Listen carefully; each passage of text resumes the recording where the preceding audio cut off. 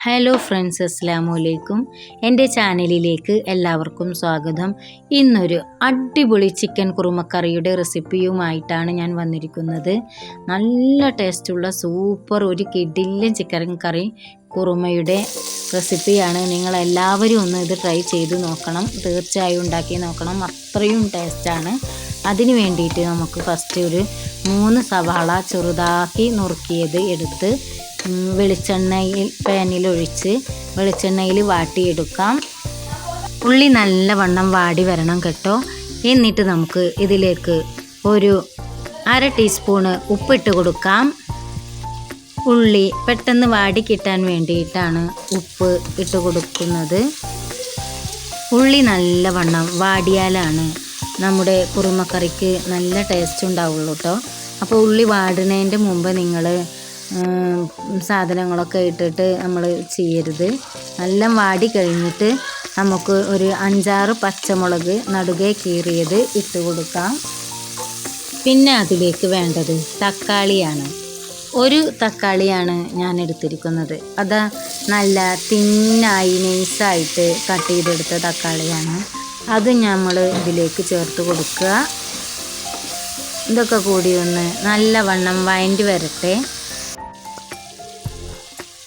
ഇതിലേക്ക് പിന്നെ ഇഞ്ചിപ്പൊടിയാണ്, 1 സ്പൂണ് ഇഞ്ചിപ്പൊടിയാണ് ഞാൻ ഇട്ട് കൊടുത്തിരിക്കുന്നത്.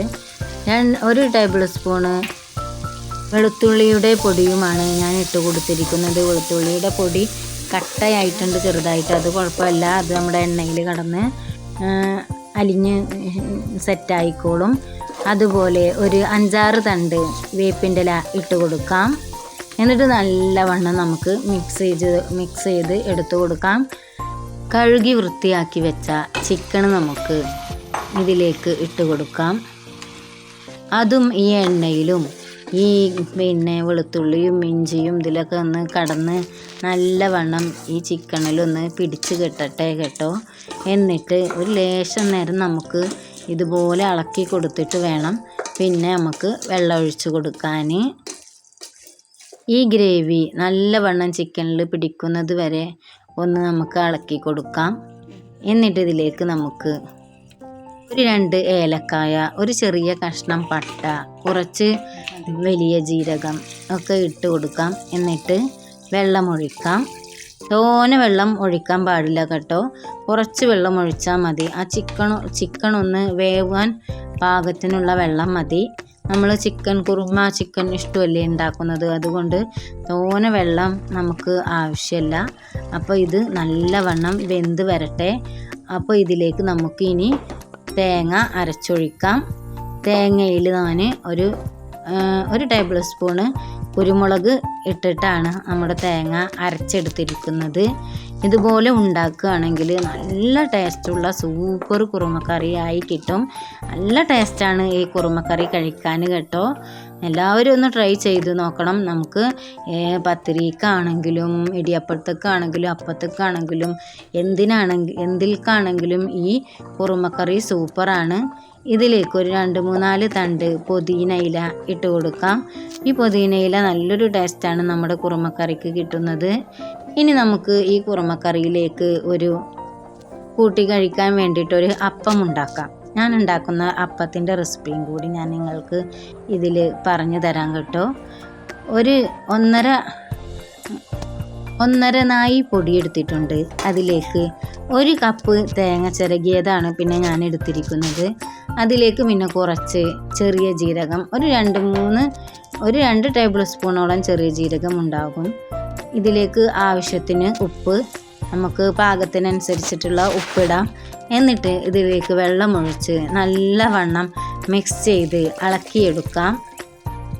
നമ്മുടെ കുറുമക്കറിയിലേക്ക് ഈ അപ്പം ഉണ്ടാക്കി കഴിക്കാൻ ഞങ്ങൾക്കെല്ലാവർക്കും നല്ല ഇഷ്ടമാണ് കേട്ടോ. നിങ്ങൾക്ക് എന്താണ് കുറുമക്കറിയിലേക്ക് കഴിക്കാൻ ഇഷ്ടച്ചാൽ അതുണ്ടാക്കാം. എല്ലാത്തിനും പറ്റിയ ചേരുന്നതാണ് നമ്മുടെ കുറുമക്കറി. അപ്പോൾ നമ്മുടെ അപ്പം ഉണ്ടാക്കാനുള്ള ഗ്രേവി നല്ലവണ്ണം ഇളക്കി കൊടുക്കാം. നമ്മുടെ കുറുമക്കറി നല്ല തിളച്ച് സെറ്റായി വന്നിട്ടുണ്ട്. ഇനി നമുക്ക് കണ്ടോ, ഇത് റെഡി ആയിട്ടുണ്ട്. ഇനി ഇത് നമുക്ക് തീ ഓഫ് ചെയ്ത് കൊടുക്കാം. ഇത് ഇത്ര മതി, ആയിട്ടുണ്ട്. അപ്പോൾ തീ ഓഫ് ചെയ്തിട്ട് ഇനി നമുക്കത് ഒരു ഭാഗത്തിരിക്കട്ടെ. അപ്പോൾ ഇതിന് നമുക്ക് അപ്പം ചുടാൻ വേണ്ടിയിട്ട് പാന് അടുപ്പത്ത് വെച്ചിട്ടുണ്ട്. ഇനി നമുക്ക് ചട്ടി ചൂടായി വരുമ്പോൾ നമ്മുടെ ഈ അപ്പം ചട്ടിയിലപ്പം എന്നാണ് ഞങ്ങളുടെ ഇവിടെയൊക്കെ പറയുക. നിങ്ങളവിടെയൊക്കെ എന്താണ് പറയുക എന്നുള്ളതൊന്ന് കമൻറ്റ് ചെയ്യണേ. അപ്പോൾ ഈ ചട്ടിയിലപ്പം ഇങ്ങനെ ഒഴിച്ച് കൊടുക്കാം. ഫസ്റ്റ് ഒഴിച്ച് കൊടുക്കുമ്പോൾ തോനെ തേങ്ങ പൊട്ടു കേട്ടോ. പിന്നെ കുഴിച്ചെടുക്കുമ്പോഴൊക്കെ ക്ലിയറായി വന്നു, കുഴപ്പമില്ല. അപ്പോൾ ഈ അപ്പം കഴിക്കാൻ വേണ്ടിയിട്ട് നല്ല രസമാണ്.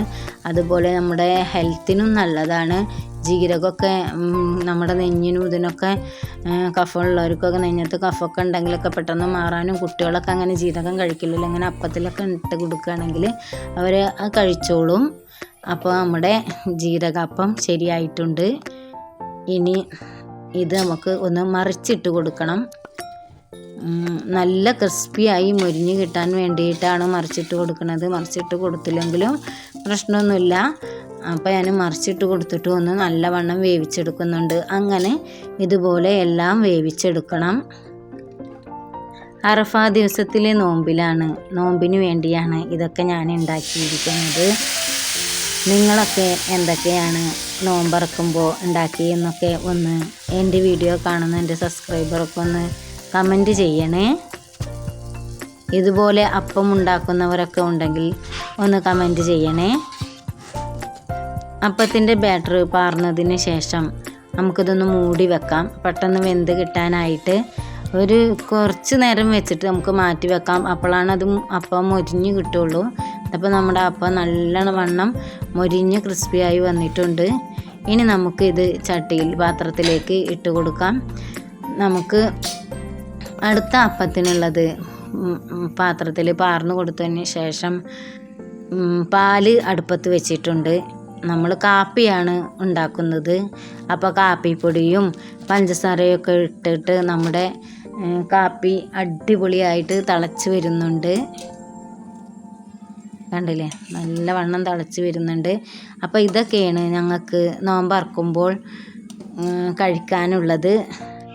മാങ്ങാ ജ്യൂസാണ് പിന്നെ ഞാൻ ഉണ്ടാക്കിയിരിക്കുന്നത്. ഇത് ഫ്രിഡ്ജിൽ വെച്ചിരിക്കുകയായിരുന്നു മാങ്ങാ ജ്യൂസ് അടിച്ചിട്ട്. അപ്പോൾ നല്ല കട്ടിയിലാണ് കേട്ടോ ഞങ്ങൾ മാങ്ങാ ജ്യൂസ് അടിച്ചിരിക്കുന്നത്. അതുപോലെ നമുക്ക് കാരക്കയുണ്ട് നോമ്പറക്കാൻ. പിന്നെ കുറുമക്കറി, ഇതാ നമ്മുടെ അടിപൊളി ടേസ്റ്റുള്ള കുറുമക്കറിയാണ്. എല്ലാവരും ട്രൈ ചെയ്ത് നോക്കണം, അത്രയും ടേസ്റ്റാണ്. ഇത് കഴിക്കാനായിട്ട് അധികം സാധനങ്ങളൊന്നും അതിന് വേണ്ട. അത് നമ്മുടെ അപ്പവും റെഡി ആയിട്ടുണ്ട്. അതുപോലെ ആ ജഗ്ഗിലിരിക്കുന്നത് നമ്മുടെ ചായയാണ്. ഇത്രയൊക്കെയാണ് നമ്മളുടെ അറഫ ദിനത്തിലെ നോമ്പറക്കാൻ ഉണ്ടാക്കിയിരിക്കുന്നത്. നിങ്ങൾക്ക് എൻ്റെ ചാനൽ ഇഷ്ടപ്പെടുകയാണെങ്കിൽ ഒന്ന് ലൈക്ക് ചെയ്യണേ, ഷെയർ ചെയ്യണേ, സബ്സ്ക്രൈബ് ചെയ്യണേ. ഇതുപോലുള്ള ഇൻഫോർമേറ്റീവായ അടിപൊളി വീഡിയോയുമായി ഞാൻ വീണ്ടും വരാം. അസ്സലാമു അലൈക്കും.